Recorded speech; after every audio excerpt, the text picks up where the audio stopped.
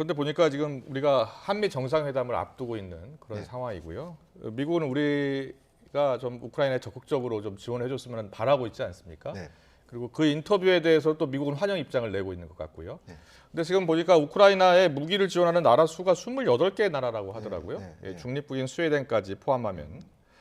그래서 이 한미 정상회담 때 구체적으로 이게 논의되지 않을까 네. 이런 생각하는 분들이 있더라고요. 어떻게 예상하십니까? 미국으로서는 국빈으로 대접하고 그 바이든 대통령 취임 이후 두 번째 국빈 방문이라 그래요. 예. 그러니까 굉장히 우리한테 성의를 보이는 건 사실이죠. 예.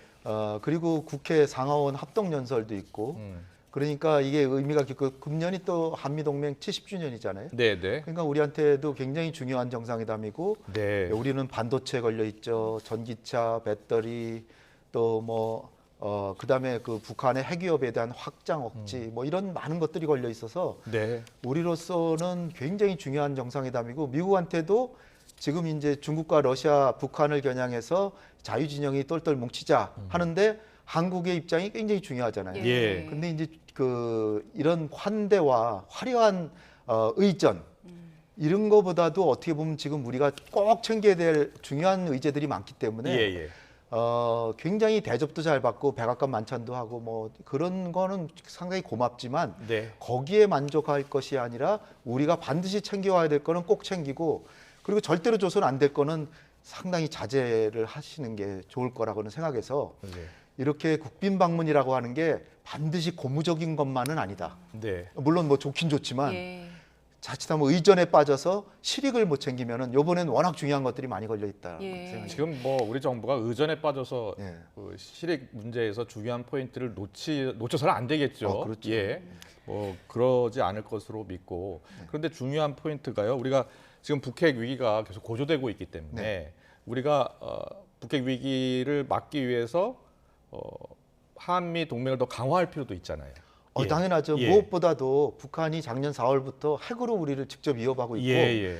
과거에는 뭐 자기네 전기가 부족해서 원자로 돌렸다 뭐 그러고 미국의 대북 적대시 정책 때문에 할 수 없이 핵을 개발하기 싫은데 했다 뭐 이런 식으로 하다가 예.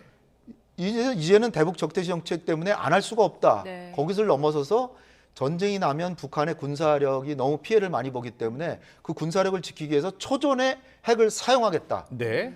누구한테 사용한다는 거예요? 우리한테 한다는 거예요. 음. 근데 우리는 한반도 비핵화 선언을 충실히 지켜서 없잖아요. 예. 그렇다면은 우리가 개발을 할 능력이 없는 게 아니라 할 수는 있는데 안 네. 하는 거니까 미국이나 그 국제사회의 선의의 우리의 우방들이 한국에게 그 핵우산을 확실하게 제공은 해줘야 될 거 아닙니까? 근데 핵우산이 이번에 이제 한미 정상회담에서 한미연합훈련을 강화하고 확장 억제 전략 협의체도 뭐 내실화하고 그다음에 핵 기획부터 우리 참여시켜주고 하지만 그런 것이 사실 가장 핵심이 빠진 거예요. 뭐냐면은 북한이 우리를 공격하면 미국이 즉흥적으로 북한의 핵으로 보복해 준다는 거를 행동으로 보여줄 수 있는 거를 그걸 제도적으로 이번에 도장을 찍고 왔으면 좋겠는데 네. 그게 이제 그 91년에 철수한 뭡니까 그 전술핵 네네. 전술핵 재배치는 미국이 단호히 거부하고 있기 때문에 그건 어렵고, 그렇다면은 한반도 인근 공해상의 항공모함이나 잠수함이나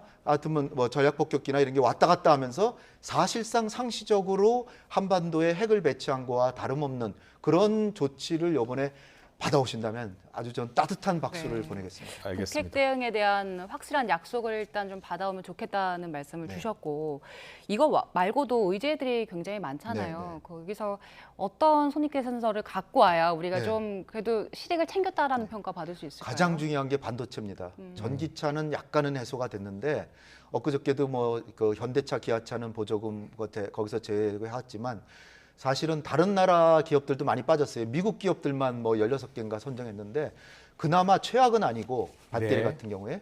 그렇지만 배터리 같은 것도 우리의 배터리의 원료를 상당수를 중국에서 수입하고 있는데 아직 지정하지 않은 우려 기업 지정하는데 그 중국의 우리 주요 수입처를 지정하면 배터리 또 다시 어렵습니다. 근데 이제 반도체는 더 중요한데요. 반도체는 비메모리와 메모리가 있는데 예. 우리는 메모리 반도체를 전 세계 50%를 공급합니다. 근데 중국에서 그 우리 전 생산량의 40% 이상을 생산하고 있어요.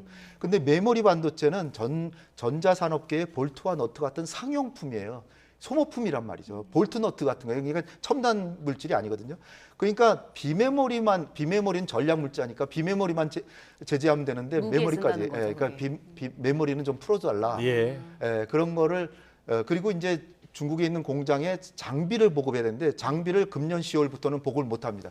그렇게 되면 우리 공장들이 10년 내에 닫게 될 수도 있어요. 자, 이 부분에서 좀 완화를 알겠습니다. 시켜줘요. 안보 문제 네. 그리고 경제. 경제 문제 우리 국익 반드시 챙겨오는 네. 한미 정상회담이 되어야 한다는 말씀 해주셨고요.